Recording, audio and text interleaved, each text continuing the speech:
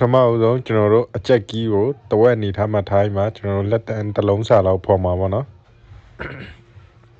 အပြင်အချက်ကီးကိုပိတ်ပြီးမှအောက်မှာကျန်နေတဲ့မမဲရေးလိုင်းလေးကိုကျွန်တော်တို့ပြန်ဖြောက်မှာဖြစ်ပါတယ်ဖြောက်ပြီးတော့ကျွန်တော်တို့ dream meal ကိုတက်ပြီးမှအချက်ကီးကိုပိတ်ပြီးမှကျွန်တော်တို့လက်ညှိုးတစ်လုံးစာလောက်ကျွန်တော်တို့ပြန်ဖော်မယ်ပေါ့နော် guideline တစ်ခုပြန်ဖော်ပါမယ်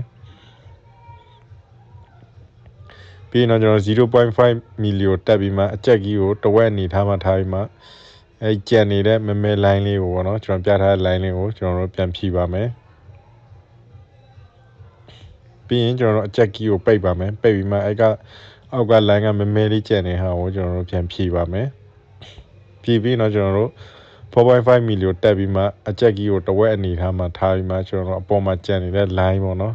အဲ့ဒါကိုကျွန်တော်တို့ဖြီးတိုးလေးထိုးမှဖြစ်ပါတယ်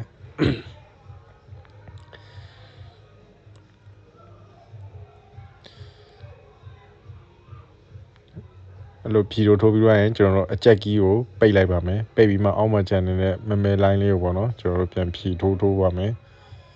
ပြီးတော့ကျွန်တော်တို့စစ်မီလို့တက်ပြီးမှအပေါ်မှာကျန်နေတဲ့ line ကိုကျွန်တော်တို့ပြန်ပြီးမှဖြီထိုးလေးထိုးမှာပေါ့နော်အချက်ကီးကိုတဝက်အနေထားမှထားပြီးမှအဲ့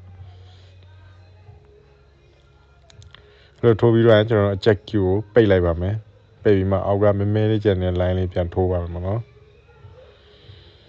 ပြီးတော့ကျွန်တော် 0.5 mili တက်ပြီးမှအချက်ကီးကိုတဝက်အနေထားမှထားပြီးမှအခုကျွန်တော်ပြထားတဲ့ line မဲလေးကိုပြန်ဖြီရမှာဖြစ်ပါတယ်ဖြီတိုးလေးထိုးရမှာပေါ့နော်ပြီးတော့ကျွန်တော်တို့အချက်ကီးကိုပိတ်လိုက်ပါမယ်ပိတ်ပြီးမှအောက်မှာမဲလေးကျန်နေတဲ့ဟာလေးကိုစိတ်မှပြန်ဖြီမယ်ပေါ့နော်ဖြီပြီးတော့ကျွန်တော်တို့မိတ်လိုက်ညှိမယ်ပေါ့နော်ပြီးရင်ကျွန်တော်တို့စပင်ပေါက်စိတ်တဲ့နေရာလေးတွေကိုကွက်ကတ်ကြီးလေးနဲ့ပြန်လိုက်မယ်ပေါ့နော်ဒါလေးကတော့ reset လေးပါဒါ mid တေပါရဲ့ reset လေးပေါ့